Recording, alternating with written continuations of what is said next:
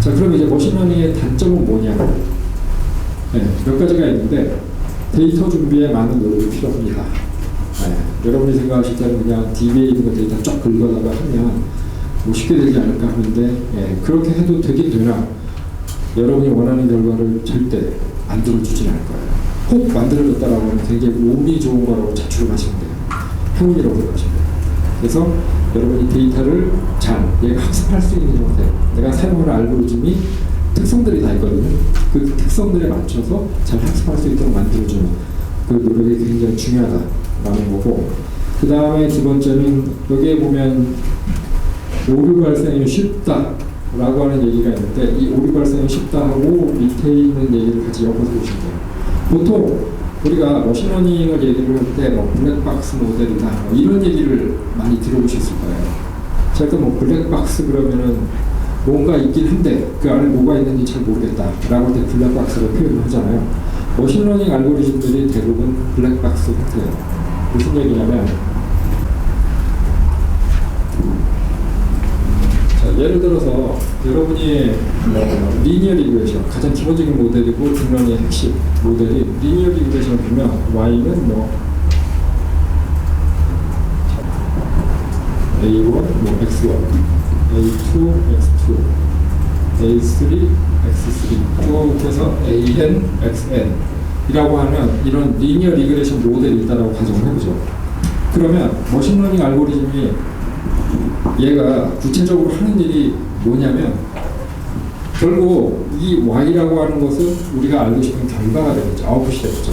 자, 그러면은 우리가 데이터를 갖다 집어넣을 때 인풋을 같이 넣어줘야 된다고 했잖아요. 그 인풋 데이터는 결국 x1, x2, x3, xn이 될 거예요. 그러면 우리가 간단하게 딱 보시면은 다음 함수잖아요. 변수가 n개입니다. 그리고 아웃풋은 y 형태로 표현이 되는. 그러면 결과적으로 머신러닝이 하는 일을, 자, 여러분이 y 값 주죠, x 값 주죠. 그럼 머신러닝은 이 식에서 뭘 할까요? a를 찾아야죠. a1, a2, a3, an과 같은 개수를 찾는 게 머신러닝이 하는 일이에요.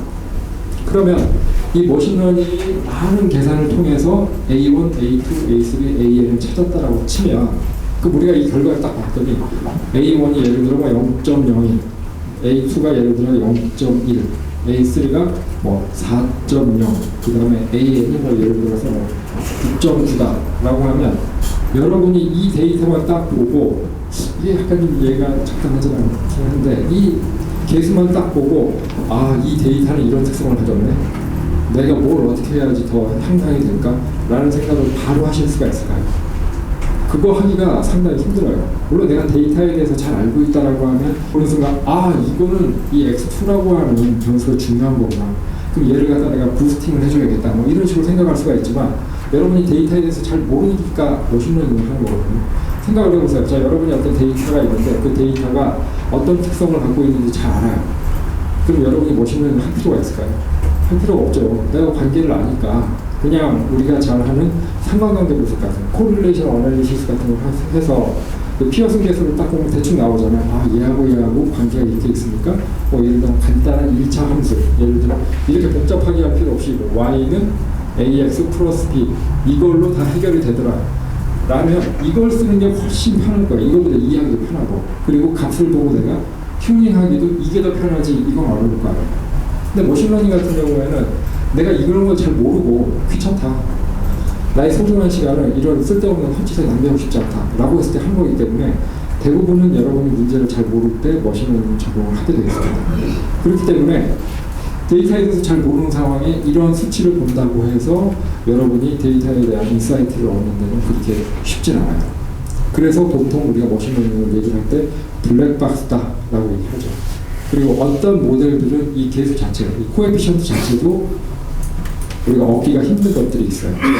그래서 우리가 머신러닝 얘기할 때 얘는 블랙박스 모델이기 때문에 해석하기 어렵다 라는 얘기를 하는 거고, 자, 해석하기 어렵다라고 하는 거는 뭘 의미하는지 짐작이 되시죠? 자, 어떤 결과를 봤는데 이 예를 들어서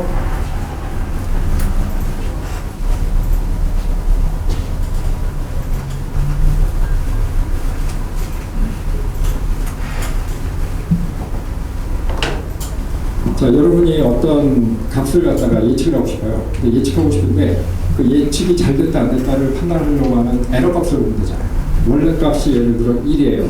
근데 예측한 값이 2예요. 그러면 결국 얘가 잘 됐는지 안 됐는지 얘 빼보면 이 차이를 보면은 마이너스예요. 그 다음에 얘가 1이었는데 예측을 1로 하면 빼보면 0이니까 이 경우에는 에러가 없는 거고 이 경우는 에러가 있는 거죠. 그럼 에러라고 하는 값이 작으면 작을수록 당연히 좋은 머신러닝 프로그램이 되는 거고 에러가 크면 클수록 나쁜 모델이 되는 거예요. 그럼 만약에 여러분이 머신러닝 모델을 만들어서 실제 예측을 해봤더니 에러가 예를 들어 0이 나와야 되는데 에러가 한 9가 나왔다라고 쳐봐요. 그럼 이제 여러분이 할 일은 이제부터 이제 아름다운 삽질을 이제 시작을 해야 되는 거죠. 그럼 이 9를 갖다가 최소한으로 낮춰서 0이 되도록 목표는 물론 0이 될 수도 있고 안 될 수도 있지만 그러면 얘를 갖다가 얘를 줄이려면 어떻게 해야 될까요? 머신러닝을 산다라고 하면 여러분이 뭘 할 수 있을까요? 머신러닝 아까 말씀드린 앞에 개수를 찾는 일이라고 했는데 여러분이 개수를 직접 찾아서 줄 수 있을까요? 건드릴 수가 없겠죠. 왜냐하면 머신러닝 자체가 하는 일이 아까 말씀드린 것처럼 자기 자체 내부에 어떤 모델을 갖고 있어요. 여기에서 얘기하는 모델은 좀 전에 쓴 수식을 갖고 있다는 거예요. 그건 이미 알고리즘 내에 들어가 있는 거예요. 그러면 그 알고리즘 내에 들어가 있는 수식을 완성하기 위해서 머신러닝 인풋하고 아웃풋 이용을 해서 계산을 해서 값을 찾는 거예요. 근데 좀 전에 말씀드린 것처럼 그 내용 자체도 알기 힘들고 대부분의 머신러닝 모델들이 그 알고리즘이 돌아가는 도중에 내가 개입할 수가 없거든요. 나는 집어넣고 결과만 보는 거지 그 안에 있는 내용을 내가 바꿀 수가 없어요. 알고리즘 자체를. 그렇게 하려면 여러분이 새로운 알고리즘을 만드셔야 돼요. 근데 대부분은 그렇게 하지 않죠. 왜냐하면 검증된 알고리즘도 여러분이 괜히 손 잘못됐을 때 그게 맞는지 틀린지 모르기 때문에. 그러면 결국 머신러닝 자체는 건드릴 수가 없으니까 여러분이 할 수 있는 일은 하이퍼 파라미터라고 하는 것을 고치고 그건 좀 이따가 설명을 드리고 그 다음에 데이터를 고치는 것밖에 없어요. 일단 딱 감이 오시죠. 참 많은 반복이 필요하겠구나. 왜냐면 내가 이 값을 넣었을 때 이런 결과가 나올지 저 값을 넣을 때 저런 결과가 나올지를 명확하게 알 수가 없어요.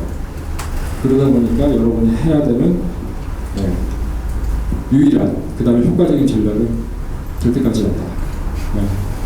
삽질을 계속 끊임없이 하셔야 됩니다. 그래서 지금 머신러닝의 단점은 오류 발생이 쉽다 뭐 이런 식으로 얘기를 했고 옆에 보면 뭐 일반적으로 정확도가 높은 모델을 만드는 게 어렵다라고 설명한 게 지금 이거를 의미하는 겁니다. 그 다음에 이제 뭐 마지막으로 뭐 머신러닝 단점 얘기를 하면 뭐 오버피팅에 대한 얘기를 많이 들으셨을 거예요.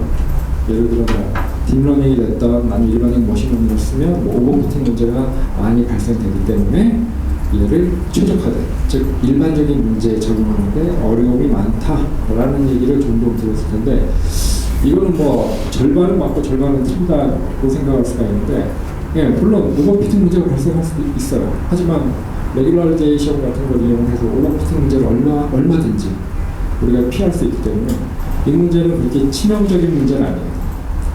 좀 전에 말씀드린 것처럼 머신러닝에서 가장 치명적인 문제는 요거죠. 정확도가 높은 모델을 만드는 게 생각보다 많은 시간이 필요합니다. 그리고 이런 모델을 만들기 위해서 필요한 게 프로그래밍 지식, 머신러닝 지식이 아니라 결국 수학 지식으로 귀결되더라. 그래서 확률과 통계가 다시 중요한 위치를 차지하더라 라는 것으로 이해를 하시면 됩니다.